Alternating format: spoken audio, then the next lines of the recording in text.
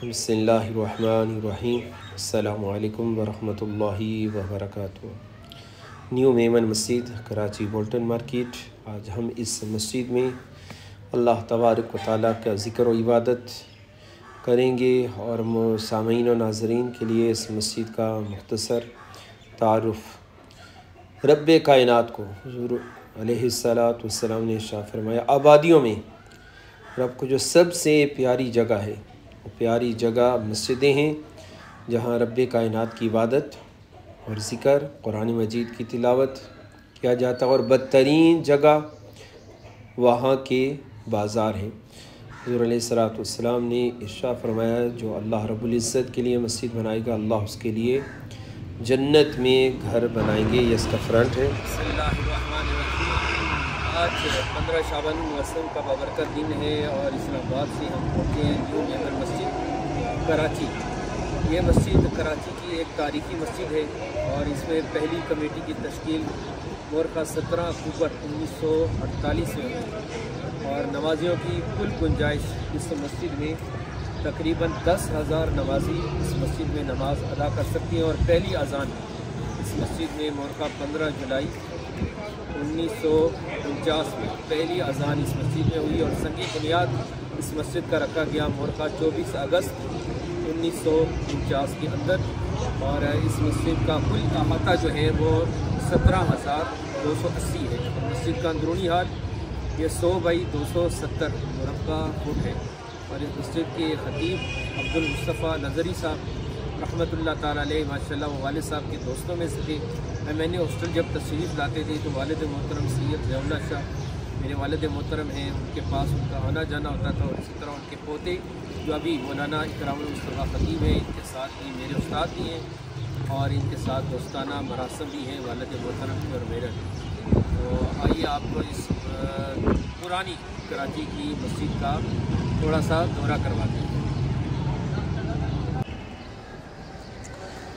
وضو خانہ، یہ مسجد کا داخل ہوتے ساتھ ہی اوپن وضو خانہ ہے۔ اس کے بعد یہ تالاب جو شرعی مقدار کے مطابق ہونا چاہیے، حوض، اس کا وضو خانے کا اہتمام کیا گیا ہے۔ اور عمومی طور پر مساجد میں وضو خانے کی صفائی کا اتنا اہتمام نہیں ہوتا، مگر جتنی صفائی ستھرائی وضو خانے میں ہوگی اتنا یہ نماز کی خشوع اور خضوع میں اضافہ فرمائے گا۔ طہارت نماز کی شرائط میں داخل، اس لیے حضور علیہ السلام نے ارشاد فرمایا، جب وضو کرو اچھے طریقے کے ساتھ، اطمینان کے ساتھ وضو کرو، اور اگر وضو درست نہ ہو تو اس کا اثر امام کی نماز پر بھی پڑتا ہے۔ پانی کا اور موجودہ دور کے تقاضوں کے مطابق یہاں پہ تزئین و آرائش کا بہترین تعمیراتی کام کیا گیا ہے۔ اس کے بعد یہ مسجد کا صحن، اور مسجد کا باہر والا صحن ہے۔ 10,000 سے زائد اس مسجد میں نمازی نماز ادا کر سکتے۔ مینار مسجد کی شان ہوتا، اور اس مسجد کے 2 بڑے مینار ہیں اور 3 فرنٹ گنبد ہیں، اور مینار اس بات کی علامت مسجد کی شان کہ دور سے اس مسجد کو جان لیا جائے کہ یہاں پہ اللہ تبارک و تعالیٰ کا گھر موجود ہے۔ مسجد کا یہ اندرونی حصہ، حضور علیہ السلام نے ارشاد فرمایا کہ باجماعت نماز مسجد میں گھر کی نماز سے 25 گنا زیادہ ثواب رکھتی ہے، اور یہ اس لیے کہ جب وضو کرے اچھی طرح کرے، پھر مسجد کی طرف چلے، بجز نماز اور کوئی چیز اسے نہ لے جائے، تو جو قدم بھی ڈالے گا اس پر اس کا 1 درجہ بلند ہوگا، 1 گناہ معاف ہوگا۔ اور پھر جب نماز پڑھے گا تو جب تک اپنی نماز کی جگہ پر رہے گا، ملائکہ فرشتے اس کے لیے دعائیں کرتے رہیں گے، یا اللہ اسے بخش دے، خدایا اس پر رحم کر۔ اور جب تک تم میں کوئی نماز کا انتظار کرتا ہے، وہ ایسا ہے کہ گویا وہ نماز ہی ادا کرے۔ انتظار صلاۃ کو بھی اللہ تبارک و تعالیٰ نے صلاۃ بنا دیا۔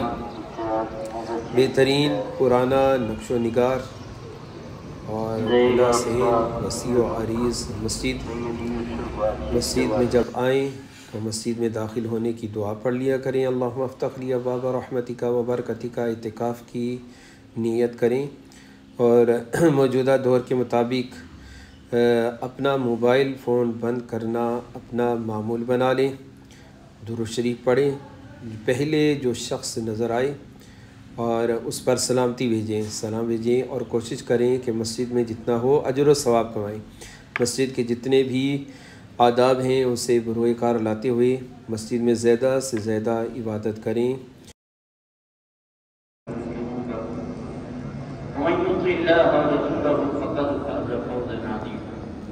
عن النبي صلى الله عليه وسلم أو ما قال عليه الصلاة والسلام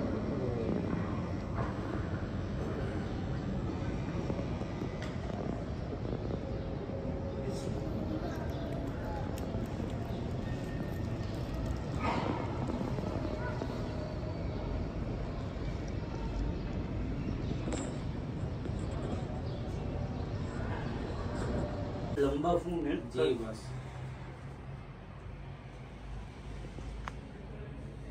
اپنے استاد بھی ہیں جی، اور میمن مسجد کے خطیب ہیں مولانا اکرام المصطفیٰ الازہری صاحب، اور ماشاءاللہ ان کے والد محترم دادا جان وہ بھی MNA ہاسٹل میں جب MNA تھے تو ان دنوں تشریف لایا کرتے تھے، اور والد صاحب کی ان کے ساتھ بھی دوستانہ مراسم تھی۔ جب بھی کراچی آنا ہوتا ہے تو مولانا صاحب کی خدمت میں حاضر ہوتے ہیں، شفقت فرماتے ہیں اور محبت کا اظہار فرماتے ہوئے وقت بھی دیتے ہیں، اور تشنید بھی الحمدللہ ہوتی ہے۔ اللہ تبارک و تعالیٰ انہیں صحت نصیب فرمائے۔ کتنا عرصہ ہو گیا مسجد میں؟